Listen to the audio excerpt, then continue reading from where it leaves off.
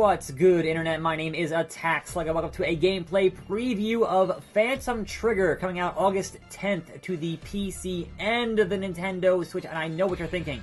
I've already done a gameplay preview on this game, but that was the alpha. This is more or less the final release of the game. As always, full disclosure, this copy of the build provided by the publisher. Now, as I said, out August 10th for $14.99. Let me hop into the just about the end of the second stage here, about an hour and a half or so in the game, which was kind of the press build from like a month and a half ago, was like 2 stages. This is the end of the second stage. So I'm going to play the end of the second stage, the boss, hopefully beat the boss, and then kind of talk about what I think of this game at this point, having played just a little bit more of it. It's not too much different from what I discussed in the video that I did of the alpha. I still feel like the controls, it still feels a little bit like I'm not getting enough feedback on the hits that I'm doing, but again, that perhaps is just my own personal skill level in how I play video games. I have unlocked a number of combos here,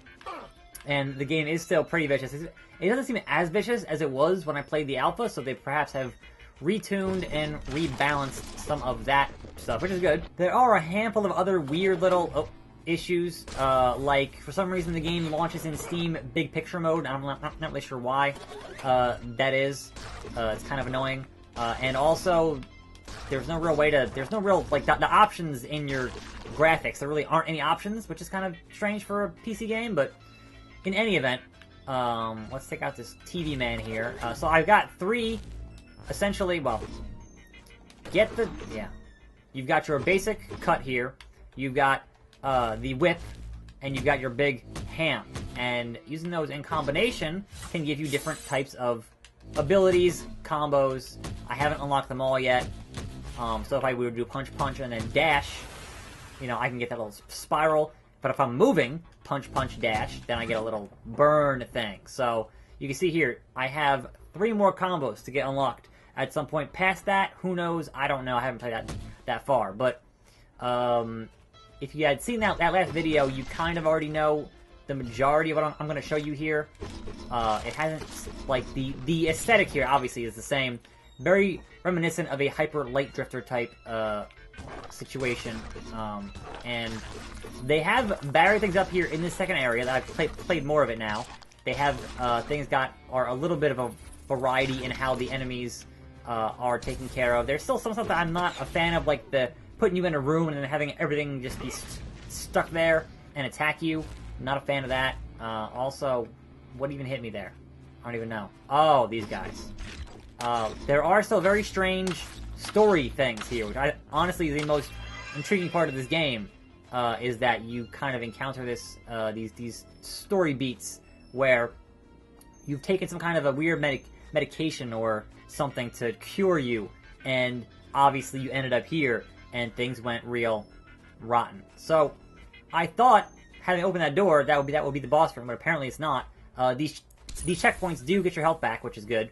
Oh yes, okay, here we are, the boss. So having not fought this boss before, this should go real well.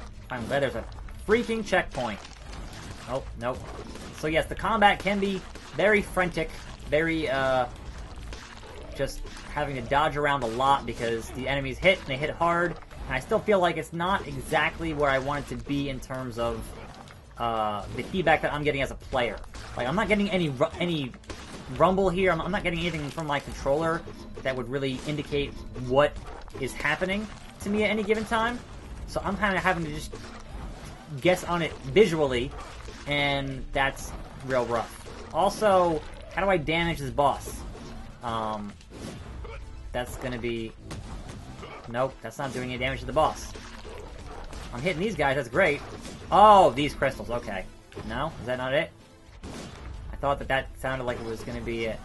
Nope. Alright, well... This is gonna go real... I don't know how to get these bosses taken care of. I'm gonna die here, and then have to reassess my situation, as there are just a bunch of guys just totally getting on my case. Alright, I damaged the boss somehow. I don't know how. Nope. The feedback on the first boss was a lot better in terms of what I was doing. this boss seems to be less, I have no idea what's happening here. I've literally no idea what's happening here. Outside of that, I just died. So, Phantom Trigger, you guys. Phantom Trigger. So, it is fairly generous with the checkpointing, and I do appreciate that. I'm gonna head over to the other direction for a moment, because there is something over here. And there are things to collect in the stages that seem to perhaps, I would imagine, impact the endings and the choices you make towards those. So, having multiple endings and branching paths, always cool. There are 5 stages overall. This is stage 2, obviously. Oh, that was just a dead end. That was... Got some health there, but otherwise that was a pointless bit of business. Okay, well, back into this boss fight, because I don't know how to beat this boss, or I'm not really sure what is going to damage this boss. So, there's no clear indication of what is actually... Like, I heard him somehow, but I'm not really sure how. And constantly spawning enemies at me is not going to give me much of a chance to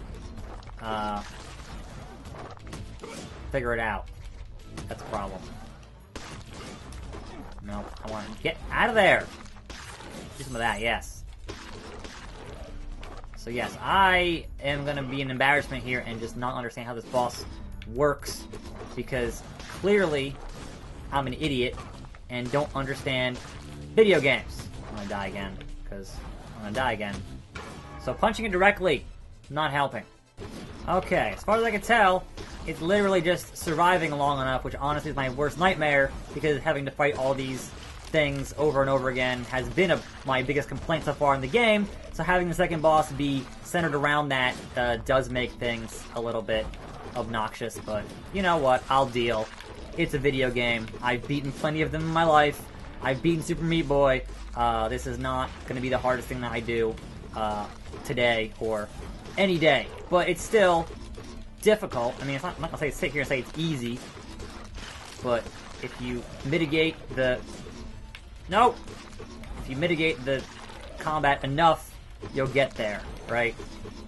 So it's just not getting hit is the... And I got hit.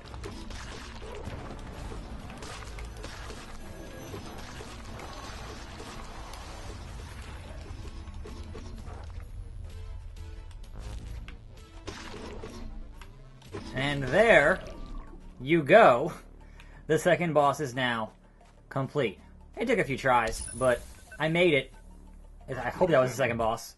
And here is more of the real-life bit of business. Keep still, Mr. Hagen.